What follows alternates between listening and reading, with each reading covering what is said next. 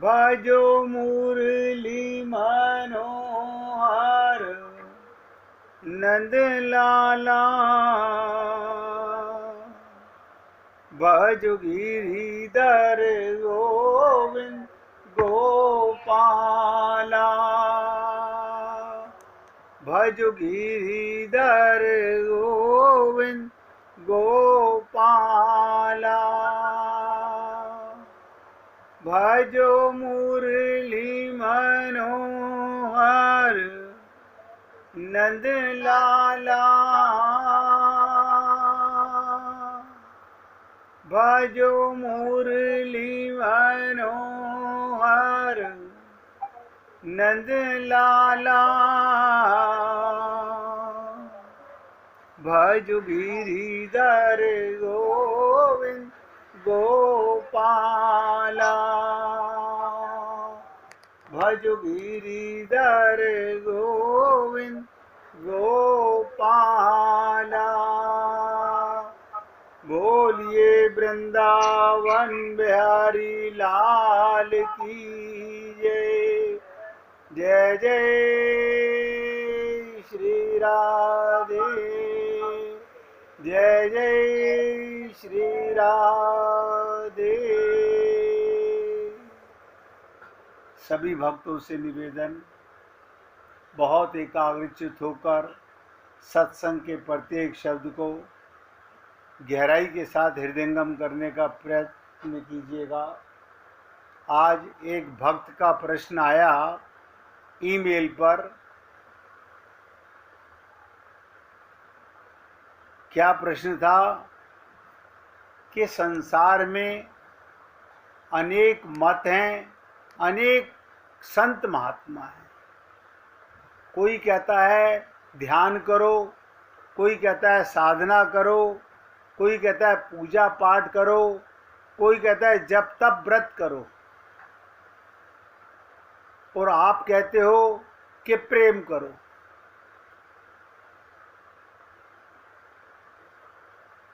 तो सबसे सरल और सबसे उत्तम साधन कौन सा है? सभी पुण्य आत्मा ध्यान से सुनिएगा। हो सकता है यही प्रश्न आप और हम लोगों के मन में भी हो कि किसकी माने और किसकी नहीं माने। मैं बड़े सरल शब्दों में आपसे निवेदन करूंगा कि भक्ति के परम आचार्य नारद जी ने भगवान को पाने के 84 सूत्र बताए। वो माना कि वह हमारे लिए पॉसिबल नहीं है। इसके उपरांत सतयुग में भक्त प्रहलाद ने नवदा भक्ति, आज भी संसार में अनेक संत महात्मा नवदा भक्ति की बातें करते हैं, यानी 9 मार्ग तो उन्होंने भी बताए। लेकिन क्योंकि आप और हम लोग कलयुग के वासी हैं, बहुत छोटी आयु है कलयुग की, बहुत छोटी आयु है। बल्कि ऐसा समझिए सबसे छोटी आयु है। जब युग ही छोटा है तो हमारे शरीर की आयु भी छोटी है। इसका मतलब भगवत प्राप्ति करने का मौका भी लंबा नहीं है। लेकिन बड़ी कृपा है संत महात्माओं की भी, भगवान की भी। कई प्रकार से समझाया गया कि कलयुग केवल नाम आधारा, सुमिर सुमिर नर उतरहि पारा। सुमिर, सुमिरन माने सुमिरन। हमारे प्रथम वक्ता श्री सुखदेव परमहंस, जिन्होंने भागवत का प्रथम वक्ता बने और परीक्षित श्रोता बने, उन संत ने, आचार्य ने, सुखदेव परमहंस ने हमारे कलयुग वासियों के लिए 3 मार्ग बताए। भजनम, कीर्तनम श्रवणम और सुमिरन। सुमिरन हम आपके साथ रोजाना बीच बीच में कीर्तन करते हैं, हर 20-22 मिनट के 25 मिनट के बाद में वो आप सब करते हैं। अब मुझे नहीं पता कि आप हृदय से करते हैं या मुख से बोलते हैं। भगवान कौन सा नोट करते हैं? मुख से बोला हुआ नोट नहीं करते, हृदय का भाव नोट करते हैं। दूसरी बात, श्रवण भक्ति।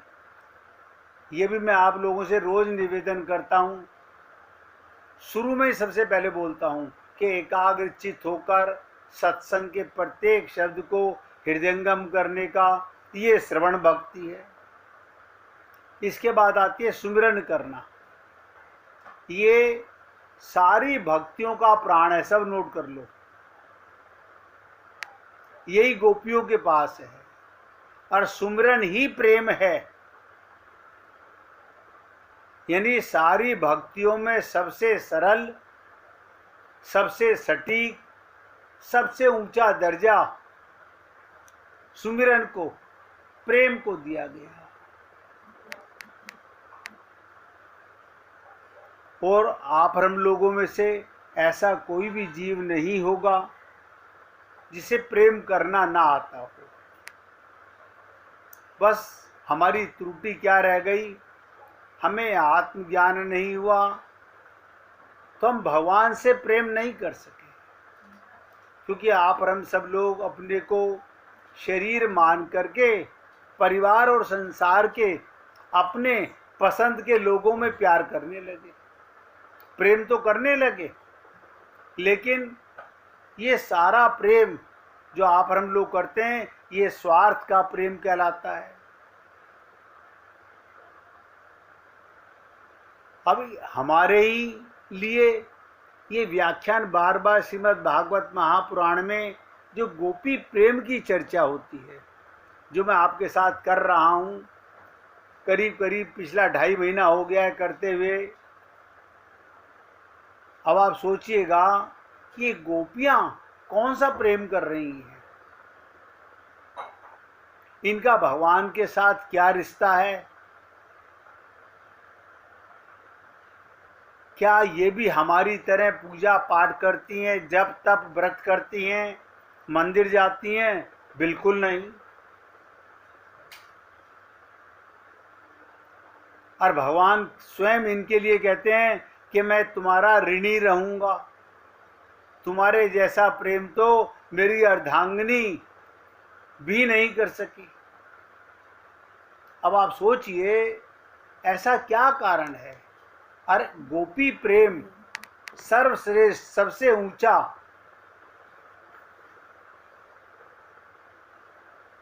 क्यों कहलाता है?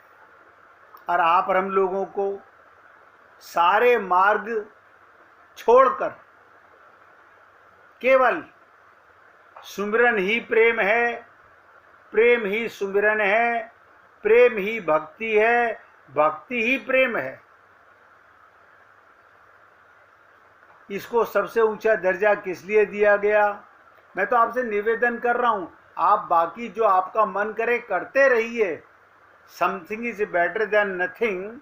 लेकिन अगर आप आत्मज्ञान के बिना प्रेम कर रहे हैं तो वो भगवान को स्वीकार्य नहीं है, क्योंकि शरीर से प्रेम भगवान तक जाता नहीं, और आत्मज्ञान आपको और हमको भी है नहीं। आत्मज्ञान का मतलब 24 घंटे अपने को अजन्मा, अमर, अविनाशी मानना। बताइएगा, हम लोग अजन्मा हैं, अमर हैं, हम कभी नहीं मर सकते, कोई हमें मार नहीं सकता, लेकिन ये भय नहीं जाता हम लोगों का। हम ही लोग बीच बीच में बस अब कुछ दिनों के मेहमान हैं, पता नहीं कब मर जाएंगे। आप नहीं मरोगे, भक्ति का मौका मर जाएगा। कल भी मैंने निवेदन किया था, ये जो मौका आप और हम लोगों को मिला हुआ है ये छिन जाएगा। लेकिन आप और हम लोग, क्योंकि अपने आप को पुराना तजुर्बा है अपने को देह मानने का, तो कितना भी संत महात्मा कहें, भागवत कहे, रामायण कहे, गीता कहे, शास्त्र वेद कहें, उपनिषद कहें, हम नहीं मानते।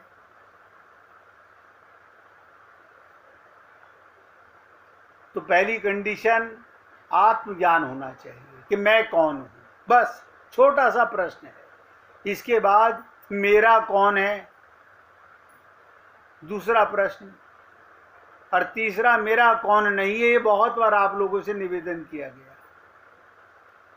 तो बात उन्होंने पूछी थी ईमेल के ऊपर, को यूट्यूब पर सुनते होंगे हमारे को, कि सबसे बड़ा सरल मार्ग कौन सा है। मैं उसको बहुत नटशैल में आपके सामने बताने जा रहा हूं। एकाग्रचित्त होकर सुनिएगा। प्रेम। ये प्रेम क्या है? छलांग है। कैसे समझिए? आप 5वीं मंजिल पर रहते हो, नीचे से पानी भर के बाल्टी में ला रहे हो, तो कितना समय लगता है? और अगर वही पानी मोटर से चढ़ाते हो तो कितना समय लगता है? आप कहोगे मोटर से तो तुरंत पहुंच जाता है। अब सब भली बातें समझिएगा। प्रेम छलांग है। प्रेम छलांग है। ध्यान में,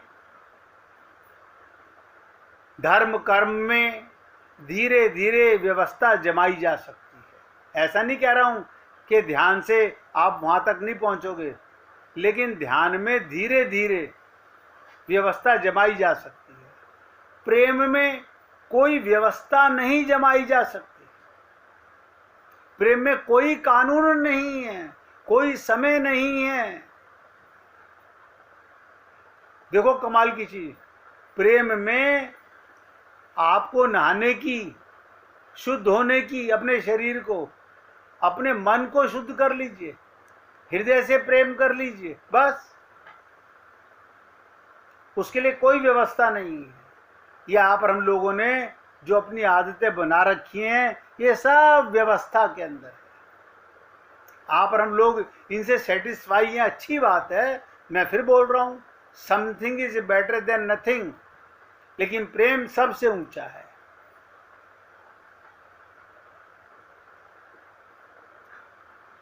प्रेम होता है तो पूरा होता है। नोट करो, प्रेम में शंका नहीं होती। प्रेम का कोई समाधान ही नहीं है। प्रेम का समाधान प्रेम है। आप किसी से प्रेम करो और वो आपसे प्रेम नहीं करे तो एक तरफा प्रेम है। लेकिन एक तरफ से तो प्रेम, सब भगवान तो सबसे प्रेम कर रहे हैं। एक तरफ से तो प्रेम का निमंत्रण हमें मिला हुआ है। अब आप सोचिएगा, आप और हम लोगों को विवाह का निमंत्रण मिला भगवान की तरफ से। अब आप कहेंगे फिर आपने नई बात बता दी। मैंने कुछ नई बात नहीं बताई, सीताराम आचार्य जी ने बताई। सीताराम आचार्य जी ने, उन्होंने क्या कहा? इस देह में हरि मिलत हैं। तो हमारे पास इनविटेशन किसका आया शादी के लिए? परमात्मा का। बहुत ध्यान से समझिएगा, हम सबके पास इनविटेशन आया भगवान का। उन्होंने कहा इस देह में हरि मिलत हैं। लेकिन हमने सोचा हम मंदिर में जाते हैं, ये प्रेम नहीं है। पूजा प्रेम नहीं है। पाठ करना प्रेम नहीं है। प्रेम तो सुमिरन है। प्रेम तो दिल का रिश्ता है, हृदय का रिश्ता है, आत्मा का रिश्ता है।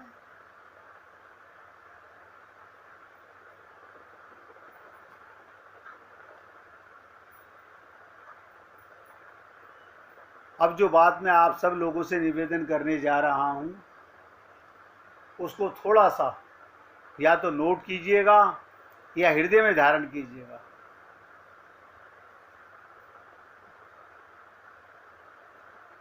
सोचो मत, सोचो मत। प्रेम के रास्ते पर पागल होने की हिम्मत होनी चाहिए, बस। ये हृदय में धारण कर लो, जितने भी संत महात्मा हैं ये सब भगवान के प्रेम में पागल होते हैं, आप हम लोग जानते नहीं हैं। सब भगवान के प्रेम में पागल होते हैं। ये गोपियां भगवान के प्रेम में पागल हैं। व्यवहार सब संसार से करते हैं, संत महात्मा भी करते हैं, गोपियां भी करती हैं, लेकिन आप और हम लोग क्योंकि आत्मज्ञान नहीं है, अभी प्रेम की परिकाष्ठा हमने समझे नहीं है, अभी हम पागल नहीं होना चाहते। पागल होने का मतलब होता है पाने के लिए गल जाना, मिट जाना। अब आप सोच लीजिएगा, आप भगवान को पाने के लिए सब कुछ त्याग सकते हो, मिट सकते हो, पागल हो सकते हो, तो भगवान जयमाला लिए खड़े हुए हैं।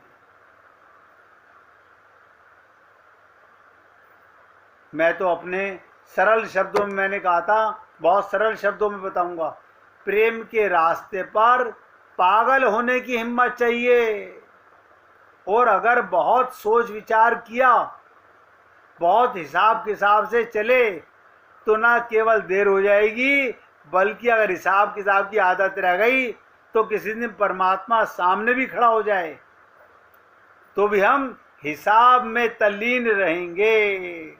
अभी बेटे की शादी करनी है, अभी बेटे की शादी करनी है, अभी तो मकान का एक लेंटर भी नहीं पड़ा है, अभी तो हमारी उम्र ही क्या है, आप सोचिएगा।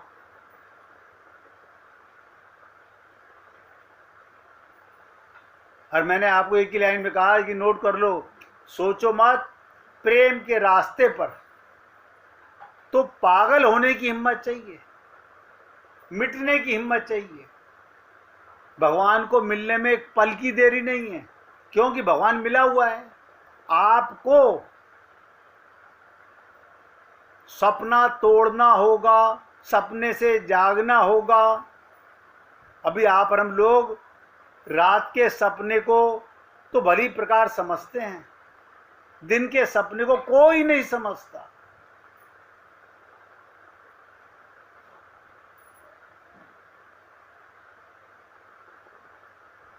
बस इतना विचार कर लीजिए, इस देह से जितना भी कुछ तुमने इकट्ठा किया संसार में, वो तुम्हारे साथ कोई नहीं जाएगा। तुम्हारा कमाया हुआ धन, तुम्हारे रिश्ते, तुम्हारे नाते कुछ नहीं जाएंगे। तुम्हारी डिग्रियां, तुम्हारे अवार्ड जीते हुए कुछ नहीं आगे जाएगा। आगे जाएगा तो केवल भगवत प्रेम जाएगा। अब ये डिसीजन हमें लेना है कि हमें भगवान का निमंत्रण आ चुका है, हमने देखा नहीं, जब मालूम पड़ा, जब आँख खुली, हम जाग गए, अब तो भगवान से शादी करनी है, अब तो अपनी ससुराल जाना है, अब तो पिया के घर जाना है। भगवान ने कहा पागल, पागल का मतलब क्या होता है, मेरे को पाने के लिए गल जाना, मिट जाना। अब जो तैयार हो तो ये रास्ता है। गोपियों ने भगवान के रास में जब प्रवेश किया था, तो आप कोई बता दीजिए, सर्वस्व त्याग के प्रवेश किया था। हम लोग सब झूठे हैं, बहानेखोर हैं, ये कारण है, ये कारण है, कोई कारण नहीं। भगवान की बांसुरी बजी, उन गोपियों के हृदय में पुकार आई, और उन्होंने जहां जैसी थी गोपी वैसे भागी। इसे कहते हैं गलने को तैयार, मिटने को तैयार। अब ये आप और हम लोगों को डिसाइड करना है कि हम ये प्रेम का मार्ग इसी जन्म में अपनाना चाहते हैं, या फिर कभी भगवान कृपा करके हमें मौका देगा फिर देखेंगे, वरना हिसाब किताब के चक्कर में अनंत जन्म गुजर गए और आगे ही ऐसे भी गुजर जाएंगे। इसलिए निवेदन कर रहा हूं, बहुत एकाग्रचित होकर सत्संग के प्रत्येक शब्द को पकड़ने का प्रयत्न करो, मौका मिल चुका है। और सीतारामाचार्य जी ने हमें साफ साफ बता दिया, इस देह में हरि मिलते हैं, हरि का निमंत्रण आ चुका है। और देखो, संसार का एक भी रिश्ता आपको ये नहीं कह सकता कि मैं तेरे साथ चलूंगा या चल सकता हो। अगर कोई एक साथ आत्महत्या भी कर लें तो दोनों की गति अलग अलग होगी।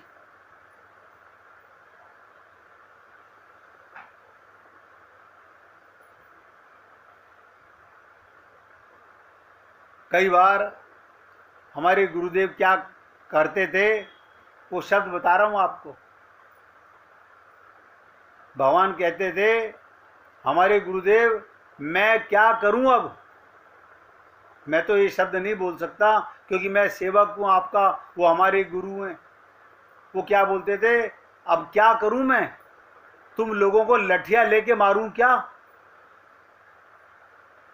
रात दिन तुम लोगों के पीछे पड़ा रहता हूं तुम्हारे ही कल्याण के लिए, लेकिन तुम लोगों ने ठान लिया मनुष्य जीवन ऐसे ही गवा लेने का।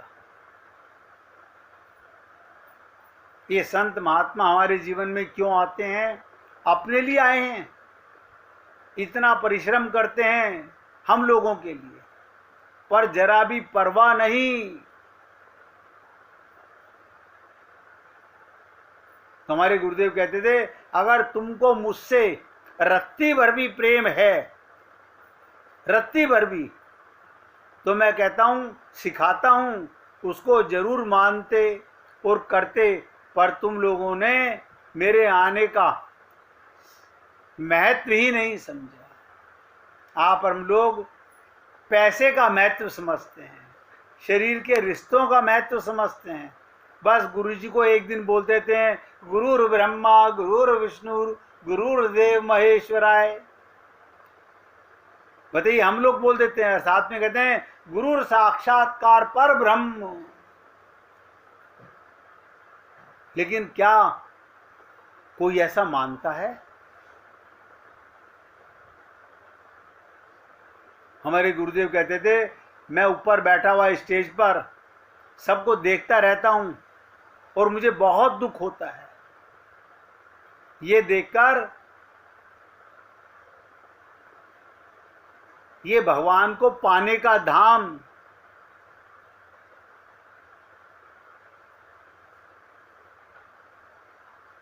ये शरीर भगवान की प्राप्ति के लिए मिला, ये मृत्युलोक मनुष्य शरीर भगवत प्राप्ति के लिए मिला, लेकिन यहां भी हम शरीर के रिश्तों में ही उलझे रहते हैं।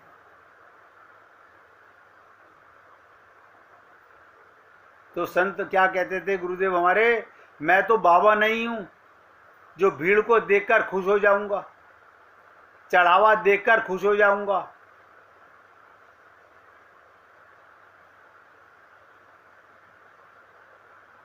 मैं तुम्हारे शरीर का माता पिता भी नहीं हूं, लेकिन मुझे तुम्हारे कल्याण की चिंता रहती है।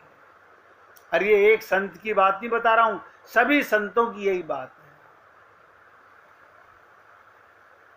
तो कहते थे तुम सब नहीं जानते कि तुम सबको संत कितना प्यार करते हैं, कितनी चिंता करते हैं।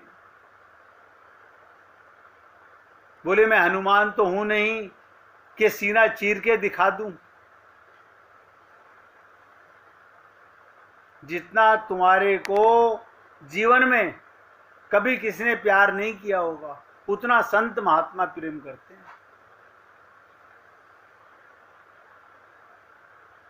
पर हम लोग ऐसी लापरवाही में अपना जीवन गंवा रहे हैं कि नहीं समझ पा रहे सरल माध्यम, लेकिन भूल जाते हैं। ये हम लोगों का बहुत बड़ा नुकसान है।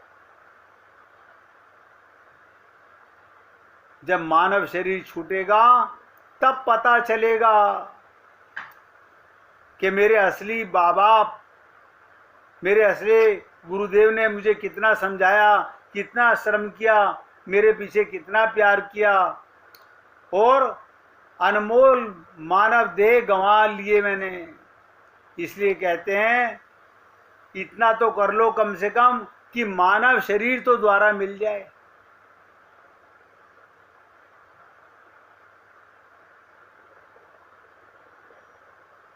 हे पुण्य आत्माओं, मैं तो केवल सेवक बन के आपसे निवेदन करता हूँ, ये गोल्डन अपॉर्चुनिटी है, अमरता का वरदान है आपको, लेकिन आप बार बार अपने को देह मानकर मरने वाला घोषित करने में लगे हुए। इसलिए हृदय से बहुत प्यार से गाइएगा, इसके आगे चर्चा करेंगे। हरि बोल, हरि बोल।